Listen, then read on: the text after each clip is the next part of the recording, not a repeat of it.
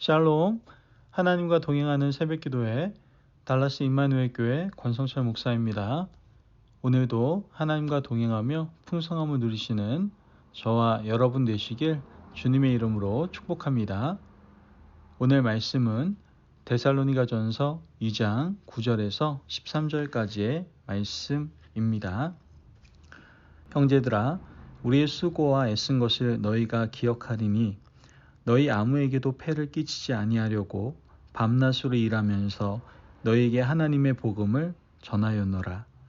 우리가 너희 믿는 자들을 향하여 어떻게 거룩하고 옳고 흠없이 행하였는지에 대하여 너희가 증인이요 하나님도 그러하시도다.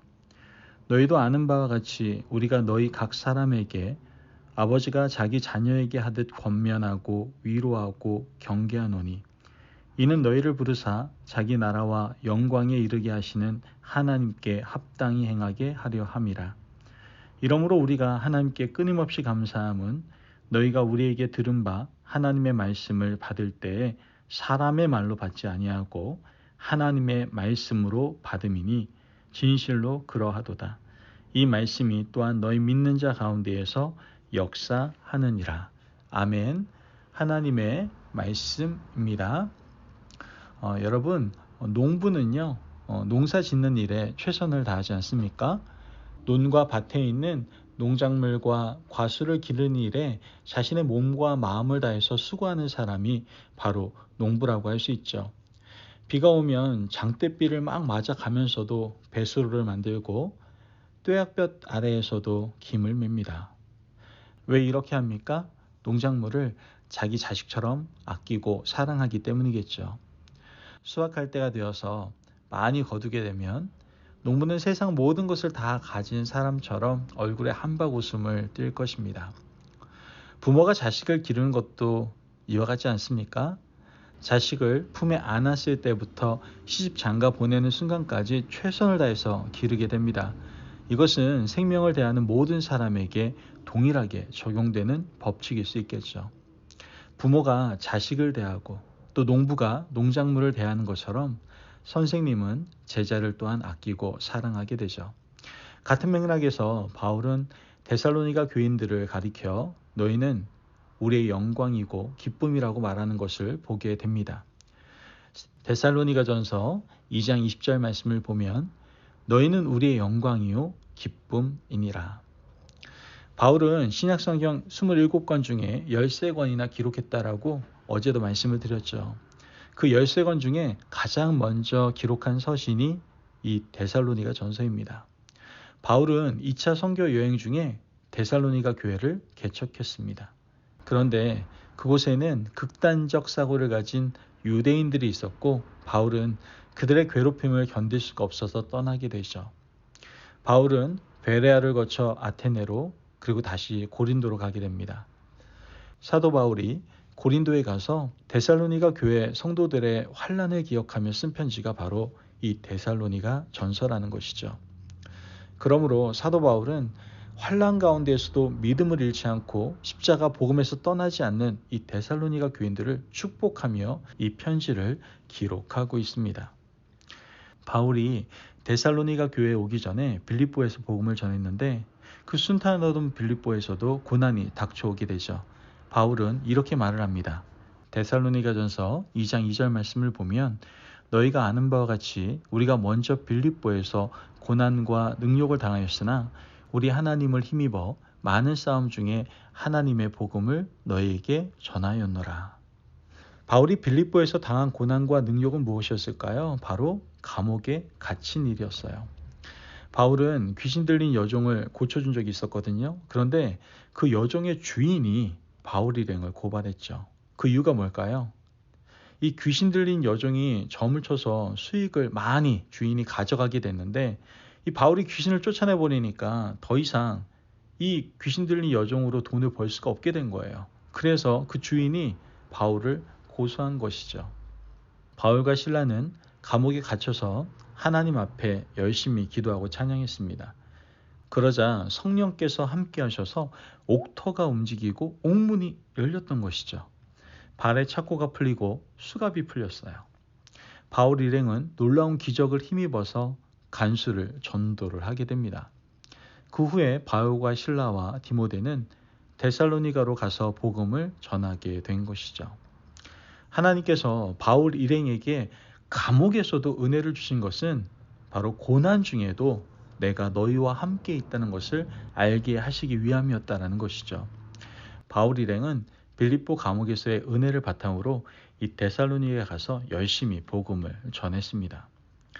이 데살로니가에는 교회가 없었기 때문에 그들은 성도 한 사람 한 사람을 열심히 전도했죠. 또한 그들에게 사도들의 삶을 책임지라 말할 수 없었기 때문에 바울 일행은 일도 하면서 2배로 열심히 복음을 전했던 것이죠.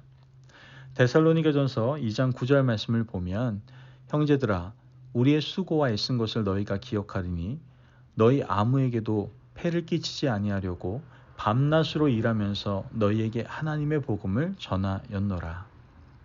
바울은 복음 사역을 대충 하는 사람이 아니었어요.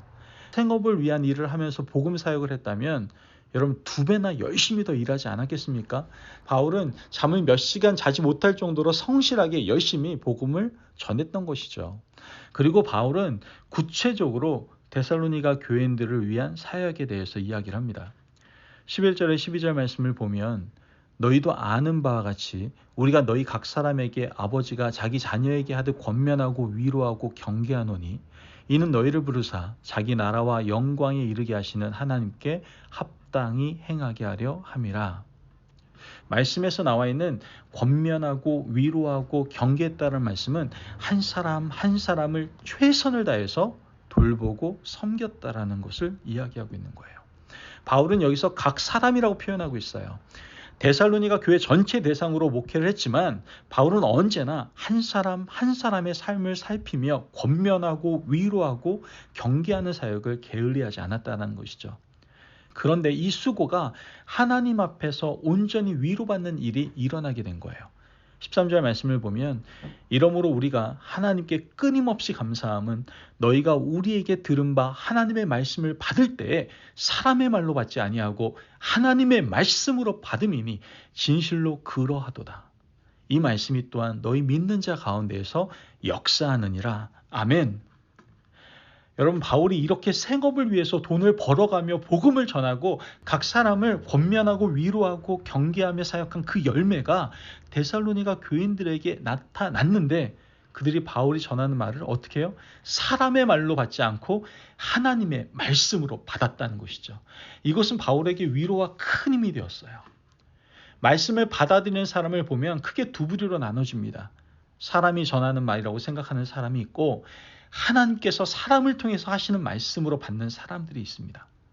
바울은 데살로니가 교인들에게 감사한 이유가 바로 복음을 바울의 말로 받지 않고 하나님의 말씀으로 받았기 때문이다라고 말하고 있는 것이죠. 이것이야말로 하나님께서 바울에게 주시는 가장 큰 기쁨이요 영광이었다라는 거예요. 여러분 오늘 이 말씀에서 우리가 하나님께 사랑받을 수 있는 비결이 숨어져 있습니다. 그것은 무엇입니까? 기록된 성경 말씀을 하나님의 말씀으로 받는 거예요. 강단에 선포된 말씀을 사람의 말이 아니라 하나님의 말씀으로 받는 겁니다. 저도 목회를 하면서 가장 기쁠 때가 언제냐면 강단에서 말씀을 선포하고 난 다음에 하나님의 말씀을 아멘으로 받아들이고 그 말씀 붙잡고 살아가시는 그분들의 모습을 볼 때 제가 얼마나 큰 기쁨이 넘치고 얼마나 감사한지 모릅니다.